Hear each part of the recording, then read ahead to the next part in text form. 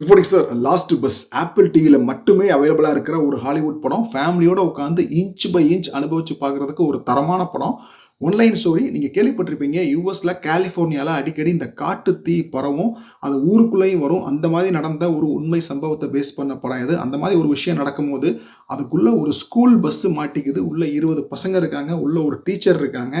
நம்ம hero Matthew தான் driver. அதுக்கப்புறம் நடக்கிற விஷயங்கள் இதுதான் இந்த படம். அதாவது இந்த மாதிரி ஒரு ஜானர் படத்துக்கு 2 எலமெண்ட் ஒர்க் அவுட் ஆகணும். ஒன்று, நம்ம படத்தோட எமோஷனலா கனெக்ட் ஆகணும். 2வது, அந்த டென்ஷன் பில்டிங் மொமெண்ட் வந்து கடைசி வரைக்கும் கன்சிஸ்டண்டா மெயின்டைன் ஆகணும். இந்த 2மே இந்த படத்துல பக்காவா இருந்துச்சு. கூடுதலா பஸ்ஸுக்குள்ள இருக்கிறது குழந்தைங்க. அப்படிங்கும்போது அது ரொம்பவே ஒரு எமோஷனல் கனெக்ட் வந்து நல்லாவே இருந்துச்சு. 2வது, இது வந்து ஒரு சர்வைவல் த்ரில்லர் படம். நம்ம படத்தை டென்ஷனோட பார்ப்போம். இருந்தாலும் படத்துல நிறைய பாசிட்டிவான கேரக்டர்ஸ், பாசிட்டிவான மொமெண்ட்ஸ் இருக்கும். ஒன் சச் கேரக்டர் தான் வந்து அந்த பஸ்ஸுக்குள்ள இருக்கக்கூடிய டீச்சர் அமெரிக்கா ஃபெராரா அப்படிங்கிற ஆக்ட்ரஸ் பிரில்லியண்டா ஸ்கோர் பண்ணியிருப்பாங்க. அதை தாண்டி அவங்க கேரக்டர் எழுதப்பட்ட விதம், அதாவது ஊரே தீப்பிடிச்சி எரியுது, அவங்களுக்கு எப்படி யாரா இருந்தாலும் ஒரு உயிர் பயம் இருக்கும். நம்ம ஃபேமிலி சேஃபா இருப்பாங்களா அப்படிங்கிற ஒரு பயம் இருக்கும்.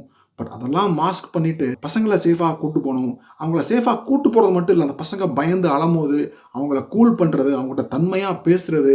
ஒரு பையன் தண்ணி தவிக்குமா, அப்பா அதுக்கு அவங்க எடுக்கிற ரிஸ்க்கு, அந்த டீச்சர் வேலையை எப்படி ஒரு டெடிக்கேட்டடாக ஒருத்தங்க ரசிச்சாங்கன்னா அப்படி இருக்க முடியும் அப்படிங்கிற மாதிரி ஒரு கேரக்டர் இது. செய்யும் தொழிலே தெய்வம்பாங்க. இந்த இடத்துல அந்த தொழிலை செய்கிறதே ஒரு தெய்வம் தான் அப்படிங்கிற மாதிரி ஒரு கேரக்டர் டிசைன் பண்ணியிருந்தாங்க. செம்மையாக என்ஜாய் பண்ணேன். நம்ம ஊர் மெய்யழகன் மாதிரி இவங்க அமெரிக்கா மெய்யழகி.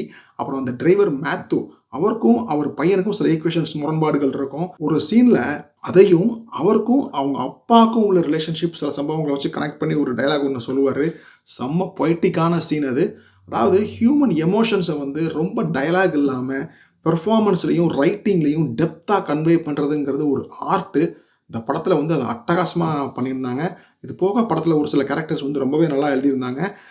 ஃபினிஷிங்கில் இந்த டிரைவர் வந்து எல்லாரையும் காப்பாற்றி ஒரு கிரவுண்டுக்குள்ளே கூட்டு போவார். அங்கே வந்து பேரண்ட்ஸு, போலீஸு எல்லாரும் இருப்பாங்க. எல்லாரும் சந்தோஷப்படுவாங்க. பட் நான் பர்சனலி இந்தியன் படங்கள்லாம் நிறைய பார்த்து பழக்கப்பட்டதுனாலே என்னென்னு தெரில, அந்த டிரைவரை எல்லாரும் கட்டி தூக்கி யாரியா நீ, யார் பெத்த பிள்ளையா நீ, அந்த ரேஞ்சுக்கு ரியாக்ட் பண்ணுவாங்கன்னு நினச்சேன். ஆனால் அவர் ஏதோ ஆதார் கார்டு அப்ளிகேஷனுக்கு ஸ்பெல் செக் பண்ண ஹெல்ப் பண்ண மாதிரி குட் ஜாப், நைஸ் ஜாப் அப்படின்ட்டு போயிட்டே இருப்பாங்க.